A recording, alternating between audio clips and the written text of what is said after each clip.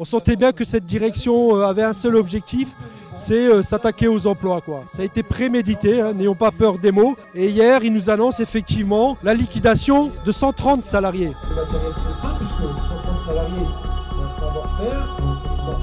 On nous écoute à un moment donné.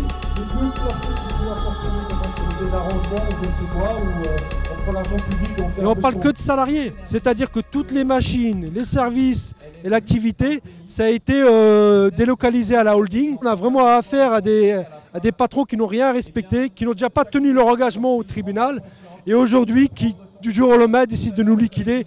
C'est inadmissible et c'est scandaleux. On attend de ce gouvernement qu'il soit plus spectateur, mais qu'il soit engagé dans ce dossier Clestra, qu'il trouve une solution.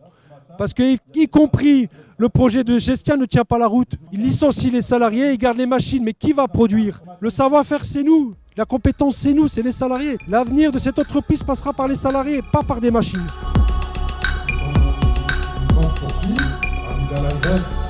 Pour moi, la partie, elle est jouée. Il y a 3 semaines de ça, il y avait un premier rendez-vous à Bercy où ils ont annoncé 3 semaines de trésorerie. À partir de là, je n'ai pas compris pourquoi le ministère n'a pas mis la pression auprès des JACO pour mettre l'entreprise sous la protection, sous la tutelle du tribunal de commerce afin de permettre une potentielle reprise, de trouver un potentiel repreneur. Aujourd'hui, ils ont asséché Clestra jusqu'à la dernière goutte de sang pour prononcer une liquidation judiciaire. Donc ça me paraît peu probable qu'il y ait un repreneur. Je l'espère, mais ça me paraît peu probable.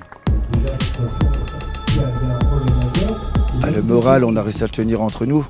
Solidarité ensemble, quoi. C'est ce qui nous faisait tenir, quoi. Et point de vue financier, bon, il y en a qui se sont retrouvés très rapidement sans rien, sans électricité, sans gaz. D'autres qui se sont retrouvés en mesure d'expulsion aussi. Après, voilà, on a le soutien entre nous, quoi. Et moi, pour ma part, j'ai été aidé par ma famille, quoi. Je dirais bien des mots, mais je vais m'en passer, quoi. Pour rester poli.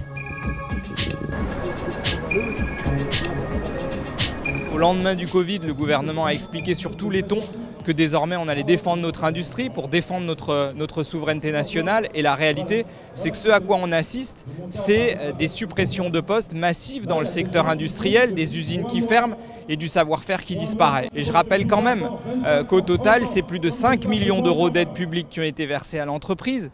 Il y a juste ici à côté le ministère de l'économie. Sur le ministère de l'économie, il y a un calicot qui dit Bercy agit. La question qu'on peut se poser, c'est Bercy fait quoi pour défendre les Clestra et pour faire en sorte qu'au moins, en contrepartie des 4 millions d'euros versés par l'État, il y ait la garantie du maintien de l'emploi. C'est ce pourquoi on se bat aujourd'hui. Et il est temps que le ministre se bouge pour faire en sorte que les emplois soient préservés et que les Clestra continuent à travailler.